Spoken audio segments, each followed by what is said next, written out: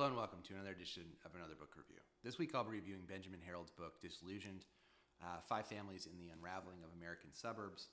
I'll talk very briefly about the author, go into an overview of what the book is about, talk about what I liked about it, what I didn't like about it, who I'd recommend the book to, and finish off with what I'll be reading for next time. Benjamin Herold is an education reporter primarily. I believe this is his first book. He's done reporting for PBS NewsHour, Huffington Post, as well as others. This book, Disillusioned, is about a look at five families across the United States and how their stories interweave with the larger story of suburbs becoming less valuable in society and the upcoming maintenance and repair costs that are ballooning due to decades of mismanagement and neglect, and how oftentimes those costs are unborne fairly by minorities, people of color, and that's the book. There's not really a happy ending to the book. Usually, I'll say, and then his solutions to fix it, but that doesn't happen in this book really. I guess the one thing to say at the beginning, the five families, four of them are pseudonyms. There is one person whose story we know, Bethany Smith, who is a woman who lives with her child in the suburb of Pittsburgh.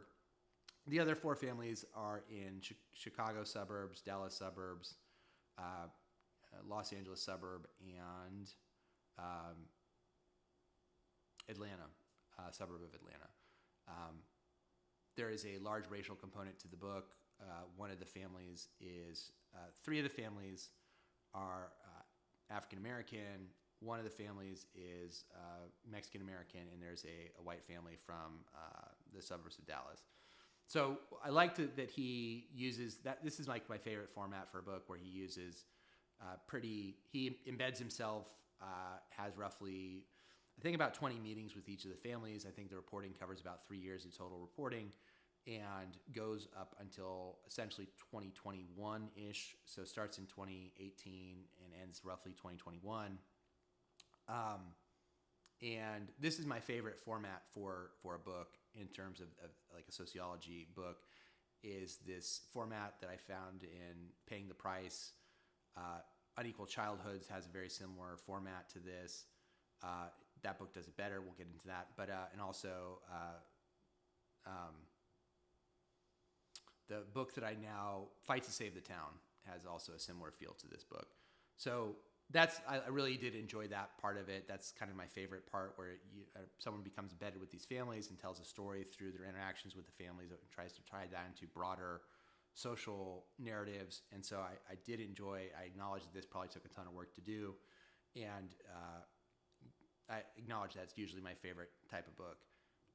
There is one of the stories and he tells kind of slightly different stories depending on the city, the suburb that he's in. He tells the history of the suburbs, tells the history, a little bit of the background of each of the families.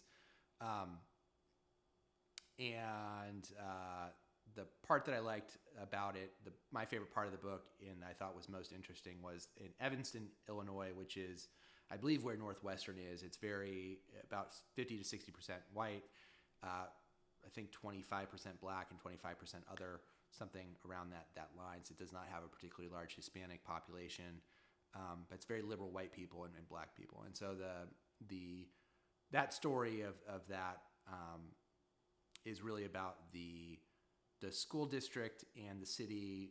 This Evanston is where I believe they started one of the first housing reparations programs, and the struggle there in the city is what to do with the schools. How progressive should the schools be? Where should equity be as far as a goal for the educational system? What happens when that comes against the perception of racism? The DOJ finds a lot of the policies that they have to be racist. During the COVID-19 lockdowns, there was the fight of whether or not to go back to schools. It becomes really highly contentious in this place.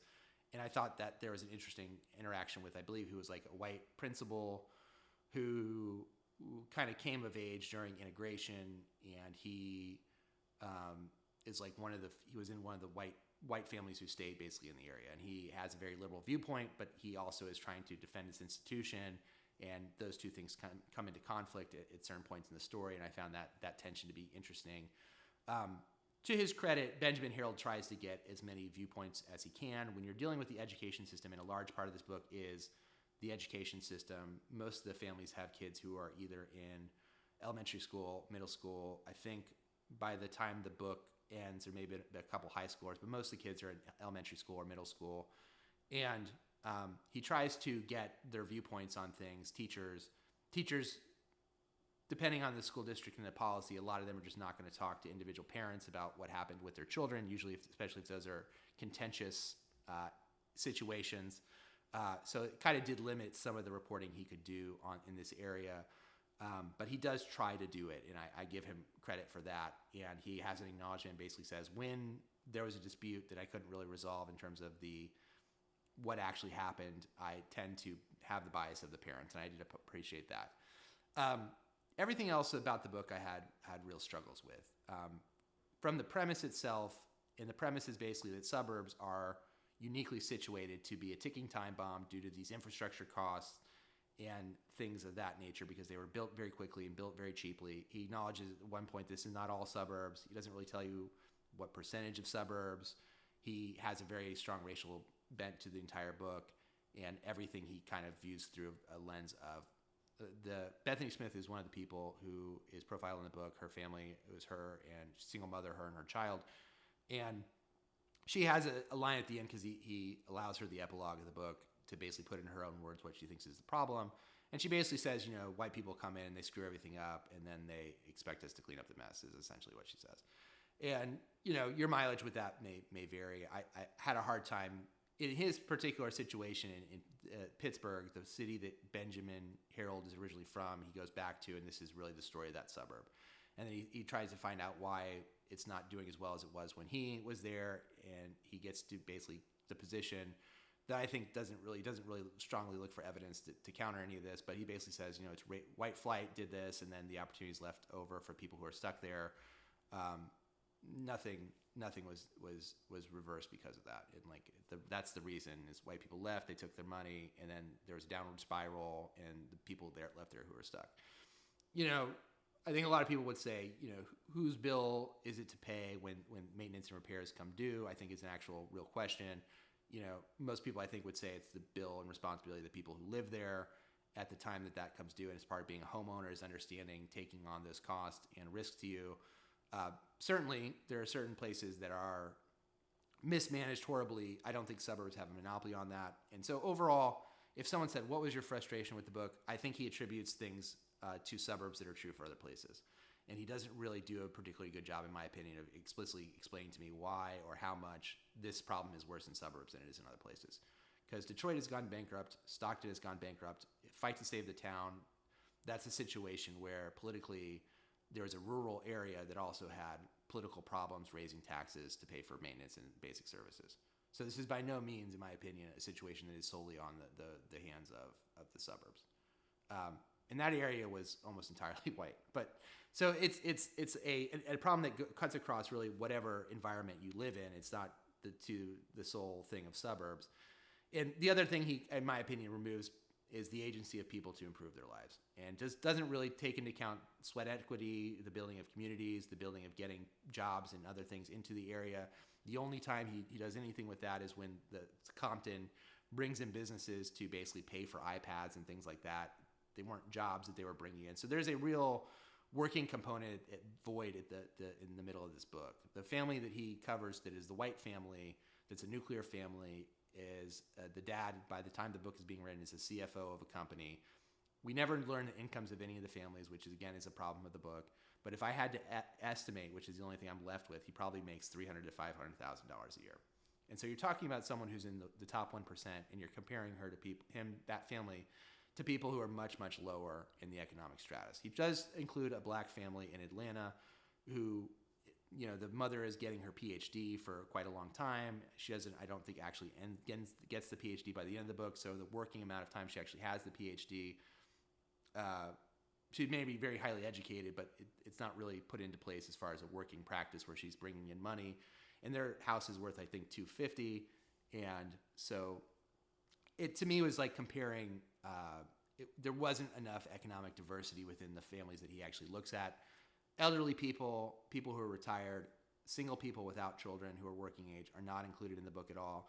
And so the story of what do people want with the suburbs, he looks at solely through the lens of people with children, either single people with children or nuclear families with children. So that's another problem that he has with the book, is it doesn't, to me, is not fully representative of the people who actually live in suburbs. And so that, to me, was a hole at the center of the book. There's not enough talking about class or jobs or economic prosperity whatsoever in the book. Everything is really focused around race. The people in the book in Chicago, a woman named Lauren who has a child, and she is a home health care aide. Again, we don't know how much money she makes, but she struggles at times to make ends meet, partly because of her position is not particularly valued in society. It's not the fault of the suburbs. That's true, again, everywhere. And so she looks at it solely through a lens of race. Her story is basically she fights with the school because her child was called by another child a racial slur, and it's a whole ball of wax, and there's a fight between her and the school, and eventually there's some kind of resolution. But even there, that's where we learn about the fights between the school boards as COVID hits. And that's the other thing about the book that I think is frustrating.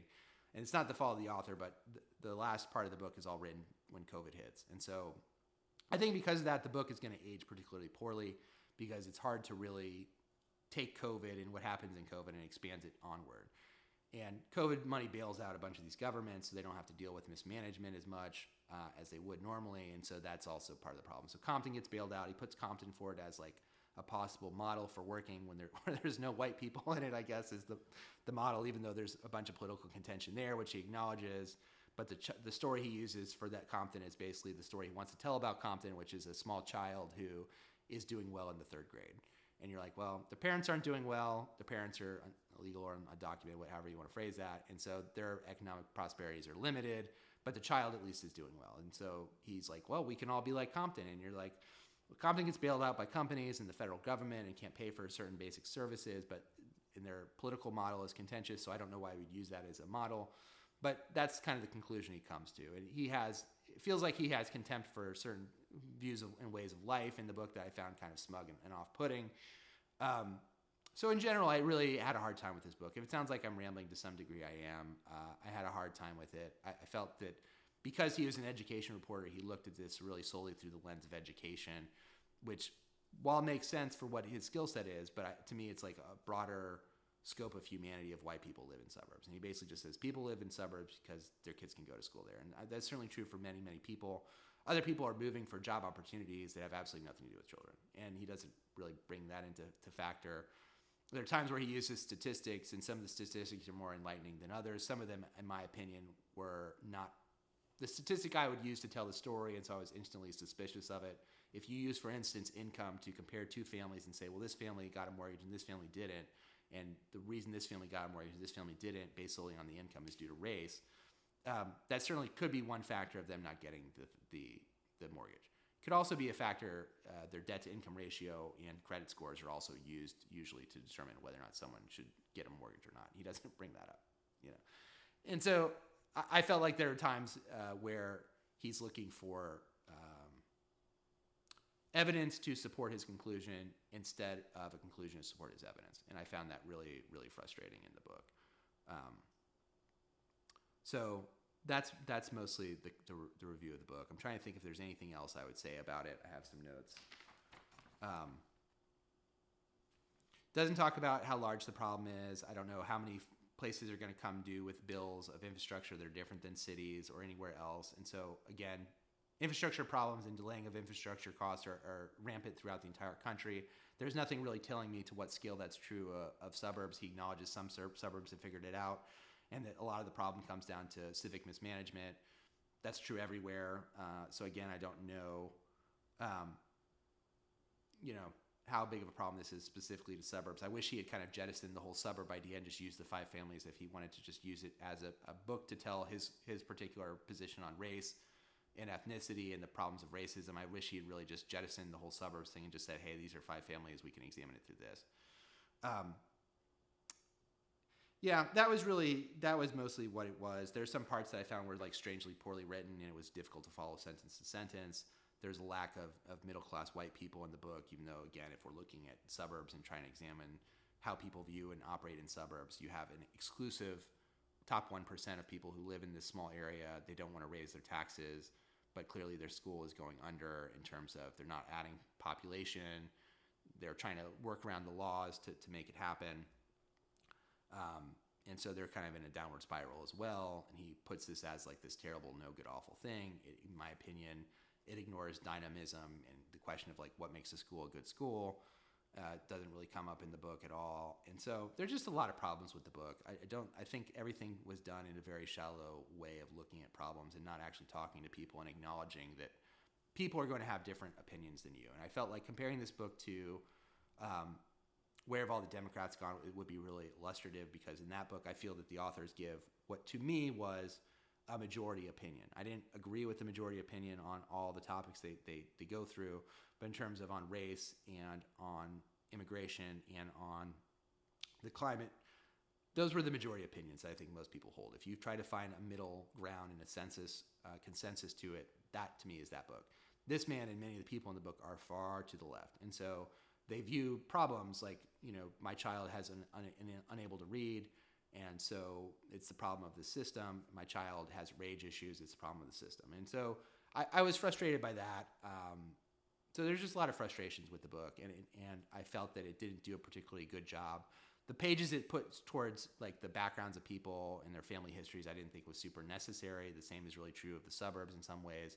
And so I was really hoping for more of an understanding of maybe higher level what's going on with the suburbs overall, and then try to bring it down to a level where I understood. But most of the families I ended up not liking, and I probably should like the families in this. The white family in Texas, the mom becomes something of a conspiracy nut, even though at this point now in 2024, more and more people have moved to her views as far as the impact of lockdowns on schools and learning loss and all that. So she's less crazy now than she was then. And then the rest of the families, I think they jump to racism very quickly in their frustrations with systems. And I felt every time that it was a fight between the families and the schools, I took the school's side, which I don't think is what the author wants me to do. But the family in Atlanta specifically, there's an issue with their child. They feel he's being targeted. Someone leaves a voicemail. One of the teachers says, "Hey, I believe your child has some academic dishonesty." Instead of asking, what evidence do you have? What are you talking about? She basically leaves a voicemail that says, "You're racist, and I don't appreciate it." He gets into a situation where he puts glue in someone's hair. He gets into a situation where there's a necklace stolen that he lies about. He gets suspended. She doesn't want to deal with the suspension, so they leave the school. They go to another school. It's worse than the one they left. They try to come back, and then she tries to have a PowerPoint presentation, and an army of people kind of march into the school and say, "Hey, when you kicked us out," and they're like, "No, we didn't kick you out. You left. You chose to leave. You didn't want your child to serve the suspension that was on you." And I was like, again, I don't know the teacher's viewpoint. I just know what's written in the book, but I found myself defending the school in almost all these situations, because you're trying to have a system that works for a majority of people, that there's certain rules, and if you start moving rules around for people, it gets really messy really quickly. Who would I recommend the book to? Let's maybe wrap it up there.